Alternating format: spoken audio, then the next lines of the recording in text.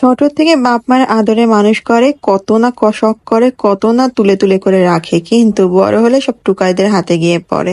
আসসালামু আলাইকুম, কেমন আছেন সবাই? আশা করি সবাই খুব ভালো আছেন।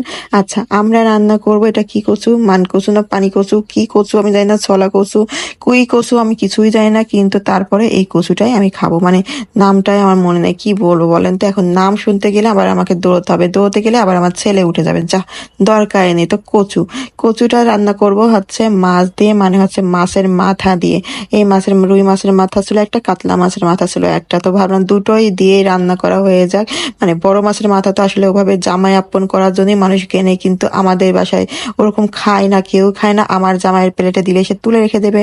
তো এই করে করে মাথা বেশ অনেক জমে যায়। তো যাই কি করার, এটা দিয়ে একটু হয়ে যাবে একটা সুন্দর রেসিপি। তো এই জন্য ভাবলাম যে এটা সুন্দর করে ভেজে নিয়ে রান্না করি কচু দিয়ে। মাকে বললাম তুমি রান্না করো, মা সুন্দর করে কচুটা কেটে দিল, কিন্তু মা বললো না তুই রান্না কর, তোর হাতেই খাবো, আমি এখন রান্না বান্না করতে পারবো না। তো ভালো, আমি রান্না করি। আচ্ছা, যেটা বলতেছিলাম, আপনারা তো অনেকগুলো কনসার্ট দেখেই ফেলছেন তাই না? মানে আমি জানিও না এগুলো কবে ডেট পড়ছে বা কবে হয়েছে বা কি হয়েছে। আচ্ছা, এই না একটা মানুষের কাজ, মানে মানুষ এতটা খারাপ হতে পারে। এই যে শখের ছেলে মেয়েগুলা সব ছোট থেকে বাপ মা বড় করে, ছেলেদের কথা আমি বলবোই না। ছেলেরা তো আসলে প্লে বয়, ছেলেরা তো আসলে অনেক দুষ্টু ফুষ্টু হবেই। মানে এরা যতই বল না কেন, কোনো ছেলে ভদ্র নম্র শান্ত, উফ অসম্ভব কথা, মিথ্যা। মানে এটা সম্ভবই না। কিন্তু মেয়ে, একটা বাপের কাছে একটা মেয়ে তো সেম রাজকন্যাই হয়।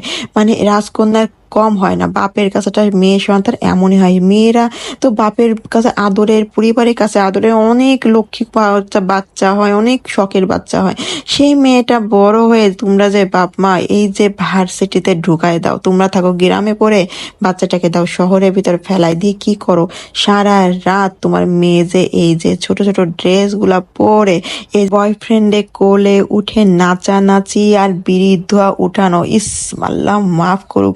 এদের কি আসলে বাপ মারা আসলে মনে হয় এতটাই দুর্ভাগ্য, এদের বাপ মার কপাল যে এরকম মেয়ে এরা দুনিয়াতে জন্ম দিছে। মানে এইসব মেয়ে মানুষ দেখলে মনে হয় ঘৃণা লাগে, মনে হয় যারা ছি, আমার হলে তো আমি থাবড়ায় মনে হয় জুতা পিটা করে মনে হয় আমি মনে মেরেই ফেলতাম। মানে বলতে হয় না, তারপরও কথাটা বলতে বাধ্য হলাম, কারণ হচ্ছে আপনি চিন্তা করতে পারবেন না এতটাই বাজে।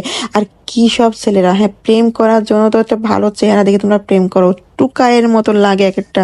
ওদের সাথে এত বাজে বাজে ভাবে তোমরা ড্রেস পরে এই যে কাজগুলো করো, আল্লাহ তোমাদের হেদায়েত দান করুক। মানে মোবাইলটা খোলা যায় না রে ভাই, মানে এইসব কি হচ্ছে দুনিয়াতে।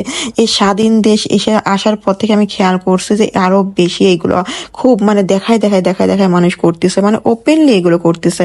মানে এক তো কোনো লজ্জা নেই। দেখেন আমি কাটাগুলো কিন্তু ফেলাই দিছি, মানে যেটা আবর্জনা সেটা তো ফেলাই দিতেই হবে।